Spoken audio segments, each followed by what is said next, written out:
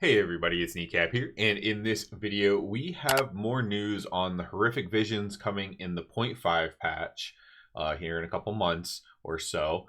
And these are basically, if you don't know anything about this yet, if this is the first time you're hearing about them, basically they're bringing back Horrific Visions from BFA when we had Corruption, remember? Twilight Devastation, all that kind of stuff. They're bringing these back and bringing back the enchants, bringing back the effects as enchants. Now, my opinion on this, just real quick, is that I think it could be cool, but I don't want them to be completely overpowered. I think it would be weird in the middle of a season, especially because these are only meant to last, this patch.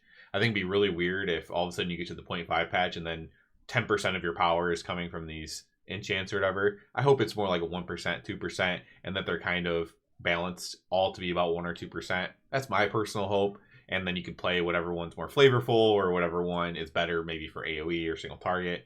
However it works, I just hope that it's not too overpowered. I also hope that they let them remain to be cool as well. Like Twilight, like I would play, if all things were equal, I would play Twilight Devastation just because I thought it was cool visually. But let's go ahead and talk about the update here for this.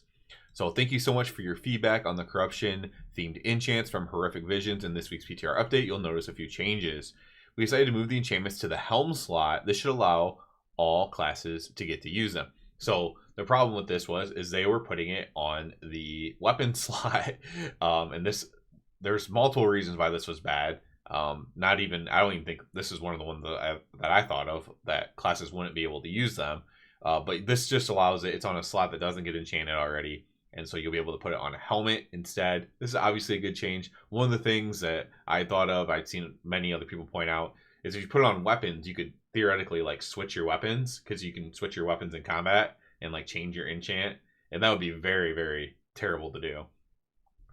So then we did consider embellishments, but noted balanced against other embellishments would still have players and specs feel that the effects are better and not allow them to partake. So basically, if you balanced it against the Darkmoon Ascension, or if you balanced it against whatever, you might be like, well, I'd actually prefer to use the other one. So then you don't even use the Corruption. So this allows you to use a weapon enchant plus the new enchant. With this change, we're going to double down on the enchants being an extension of the Horrific Visions revisited feature. Players will get a quest that now follows the introduction quest and allow you to unlock the enchants. These work similar to the cloak quests of the past, where the second will ask players to venture further into the visions. I don't get that. The second quest maybe. We're currently planning to keep these enchants working until the end of Season 2. So these are only literally for this patch. So it's just going to be a little bit of added power. It is borrowed power, but at least it's temporary, extremely temporary borrowed power. This is something that they've been doing in the 0.7 patches with these rings and things like that in the past. So this is going to be just a helm enchant for the rest of this patch. That's probably going to add, a little bit of power and give everybody a little extra strength. The enchants are also going to be available for free in the PTR, so you can test it out. So that's something I might look into doing. Warband drop unlock. We have added new items that will unlock the veteran champion drops in Horrific Visions to be warbound until equipped. These are found in the champion heroic weapon vendors and unlocked by the same conditions. So there will be like a gear catch up to this as well. You can already get I believe I don't know if it's veteran or champion gear from Delves, for example, that's warbound. You can unlock that eventually, but so this is a way to get gear for your ults if you just get a fresh 80 whatever.